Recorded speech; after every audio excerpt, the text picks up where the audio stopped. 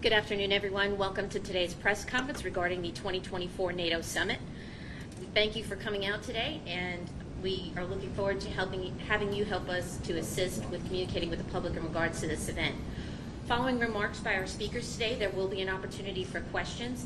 We ask that when you're called on that you would introduce yourself, also say the name of your outlet, and limit your questions to one question and one follow-up question initially. We'll try and get to as many questions as we can from different folks. I'd like to take this opportunity to introduce Matt Stoller. He is the Special Agent in charge of the Washington Field Office.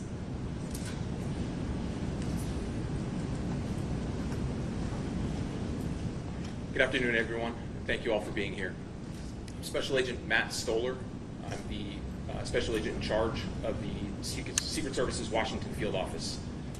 As we prepare for the upcoming NATO Summit, which takes place July 9th through the 11th, it's vital we inform the community about potential impacts within the area to allow people time to make adjustments to their schedules and plans as needed. The NATO Summit is a National Special Security Event, or NSSE, and this designation means that the Secret Service assumes primary responsibility for the development and implementation of the operational security plan. And NSSE leverages the full weight and resources, as well as the talent and expertise of federal, state, and local partners. This collaboration is critical because no single agency can provide all of the resources needed to secure an event of this magnitude. The Secret Service's #1 priority, along with our law enforcement partners, is to create a safe and secure environment for our protectees, visiting world leaders, and the citizens of the District of Columbia. Successfully executing this summit's security plan must factor in the needs of the community and its citizens. While we strive to minimize any inconvenience, people should expect to experience increased traffic on both roads and walkways due to street closures and other restrictions, particularly in areas where the events will occur. Vehicular, public transportation, and pedestrian impacts should be expected in the downtown area around the Washington Convention Center, the Carnegie Library, Mount Vernon Square, and the Mellon Auditorium. Residences and businesses inside the affected areas will generally be accessible, but vehicles and pedestrians may be required to undergo a security screening prior to entering. When security plans are finalized, we will share specific road closures and access information with the community. Maps will be made available online for the public in the coming weeks. We will do our best to keep the public informed of any disruptions or impacts throughout the event.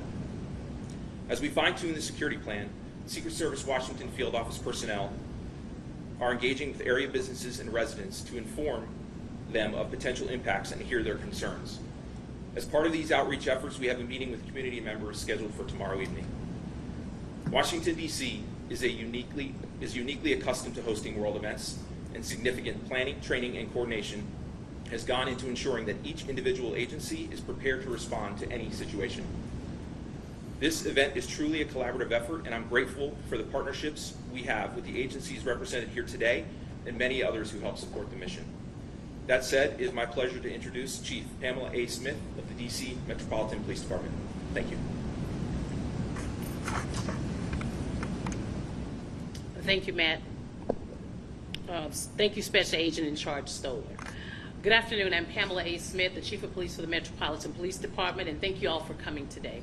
The Metropolitan Police Department has been working closely with our district and federal partners over the past few months in preparation for the upcoming NATO Summit here in the District of Columbia. MPD, the United States Secret Service, and other law enforcement agencies will be ensuring the safety of visiting dignitaries, attendees, and our community members. Events like this require detailed planning, close collaboration, and constant communication. We are doing all that and more to ensure a safe and smooth NATO Summit with as few impacts as possible to DC residents. This event will require a security perimeter around the Washington Convention Center.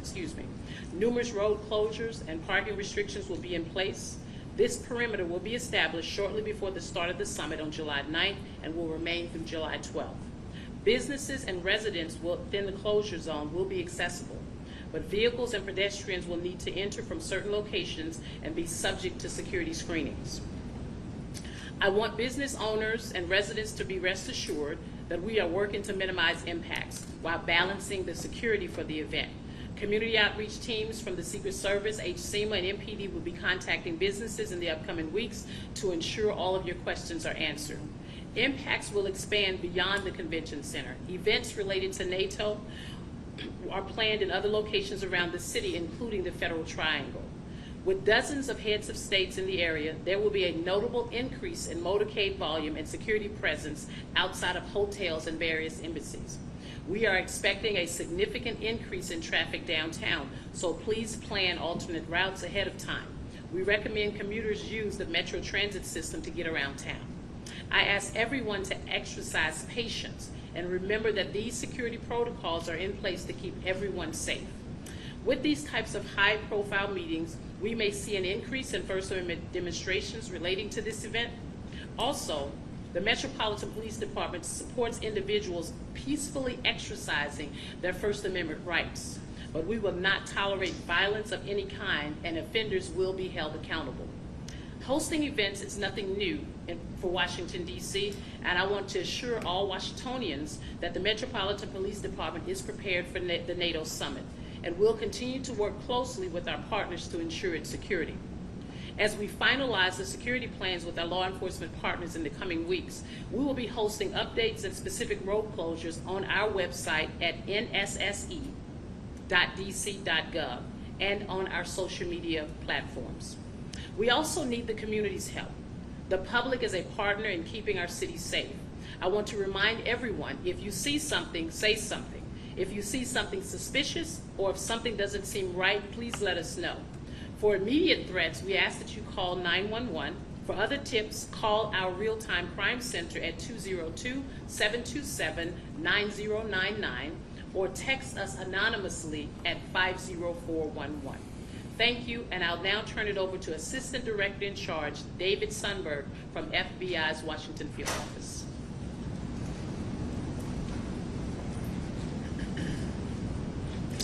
Thank you, Chief Smith. Good afternoon. I'm Dave Sundberg, Assistant Director in Charge of the FBI Washington Field Office. I truly appreciate the opportunity to be here today to discuss the FBI's partnership with our federal and local law enforcement agencies to prepare for the upcoming NATO Summit here in D.C. During the event, the FBI has the lead federal responsibility for crisis management, response to terrorist threats, and intelligence. The preparation for a national special security event is a cooperative effort with our partners, and these working relationships are not new. We coordinate with all of the agencies represented here, and then others, through our Joint Terrorism Task Force.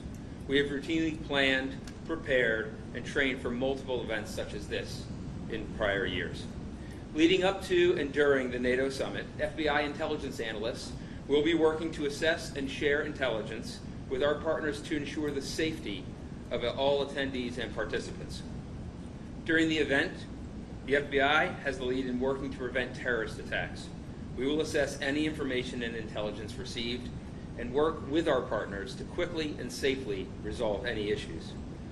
Our work is enhanced by citizen involvement. To echo what Chief Smith said, we ask that people remain aware of their surroundings and please report any suspicious activity. If you see something suspicious, please notify authorities by telling a police officer or calling 911. Suspicious activity could be an unattended package, a vehicle that appears out of place, or an individual acting suspiciously. We look forward to working with our partners to ensure that this event is held safely and securely. I have the pleasure of turning this over to DCHCMA Acting Director Clint Osborne. Good afternoon. My name is Clint Osborne. I'm the Acting Director of the District of Columbia Homeland Security and Emergency Management Agency. As you heard from our previous speakers, a lot of effort has gone into preparing for and readying for these events, but we also recognize that these events can have significant impacts on our residents, our visitors. So to coordinate resources, public safety, and communications, and support our federal partners in ensuring the safety and security of this National Special Security event, Mayor Bowser will activate the District Emergency Operations Center and the Joint Information Center from July 9th through the 11th. Residents and businesses and visitors can text NATO DC, that's NATO DC, to 888-777 to receive free text updates on public safety, street closures, weather alerts, and transit updates during the NATO Summit. As the Chief said, residents and visitors play an important role in keeping the community safe, so if you see something, say something by calling 202-727-9099 or anonymously texting 50411. With that, I'll turn it over to MPD to adjudicate questions. All right, we'll take your questions. Any questions? Sure. Hi there. My name is Nicole, and I'm at CBS. Can you hear me? Test 1, 2. Scott, just talk about it. Can you guys hear me? Assistant Director Sundberg, can you speak to what sorts of threats you're addressing, and have there been any credible or specific threats to the summit in the next several months? Certainly. Thank you for your question. We do not have any specific or credible threats to the NATO Summit, but we'll continue to work alongside our partners to make sure that any information or intelligence we receive that's relevant is shared amongst all agencies. Thank you. And just as a follow-up, you being Chief Smith or Special Agent Stolder, you can address. Can you speak a little bit to First Amendment zones for protesters and what accommodations will be made for First Amendment activities? And do you have an estimate of how many folks you expect to come out and protest? So specifically thank you for the question, first of all. And so for the First Amendment activities, you know that oftentimes people will submit a permit, sometimes at the request of the National Park Service to have First Amendment activities, and sometimes we just have pop-up demonstrations. So at this point, we do not have any anticipated First Amendment activities, but we do know for these types of activities or these types of events, they may garner some First Amendment activities or protesters that may decide they want to come in and exercise their First Amendment right. So you don't have any permits at this time? I'm not sure if the National Park Service does, and they're not here to speak to that, unless someone on the team have any additional information regarding that. But typically it would come in, and MPD will get some, but as of right now, I'm not aware of any. Anything else? Thank you. My name is Michael Dane with Fox News. Chief Smith, I have a question. So I don't mean to be off topic, but pertaining to what happened at the White House over the weekend, were law enforcement officers ordered to stand down or not take precedent against those who vandalize statues? And what would ultimately be the protocol for officers in situations like that? So if you're speaking specifically about what occurred at Lafayette Park, so I work for the Metropolitan Police Department, and those officers that are assigned to Lafayette Park are with the United States Park Police. And as you know, in certain locations on federal property, you may or may not know on federal property, there is a 36 CFR Code of Federal Regulation that does not allow certain activities to happen when it comes to First Amendment exercising First Amendment activities on federal lands. And so what you saw was obviously the United States Park Police engaging in individuals who could not exercise their First Amendment right based on whatever other additional activity was occurring in that space. Okay, and are you able to speak to how many arrests were made? Was that not in your I work for the Metropolitan Police Department. That's really a question you should pose to the United States Park Police. Thank you. Yes, sir. On topic, Lorraine, please. Hi, I'm Susan Harmon with CBS News, but I'm also acting as the poll producer for the networks. My first question is, do you all have a date certain when the road closures will go up, or when that will be announced?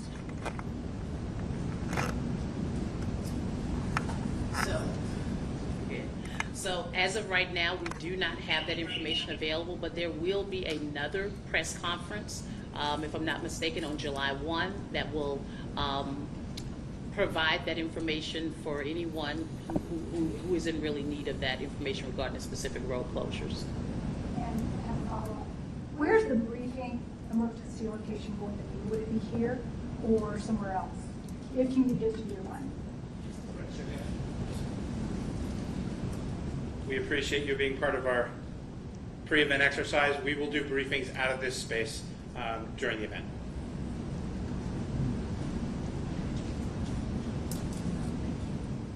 Hi, I'm Jenny Gathright with the Washington Post. I think this is for you, Chief Smith. I know this event is coming right after July 4th, which is typically like an all-hands-on-deck kind of thing for MPD, from my understanding, or a lot of people work overtime that day.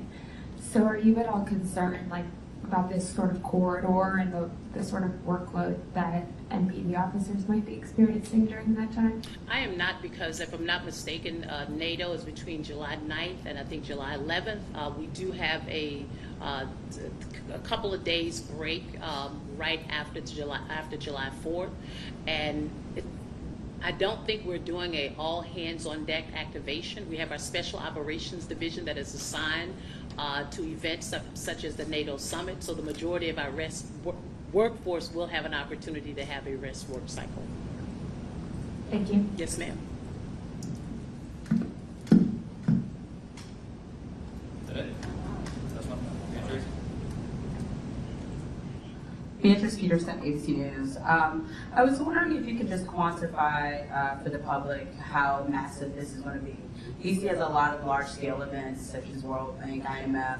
Are you guys thinking that this is going to be a several 100,000 people in town, or tens of thousands? Like how massive is this going to be?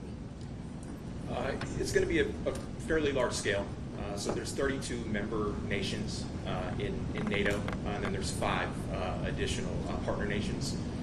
But State Department and NATO personnel who are organizing the event, they're the ones that put out all the invitations.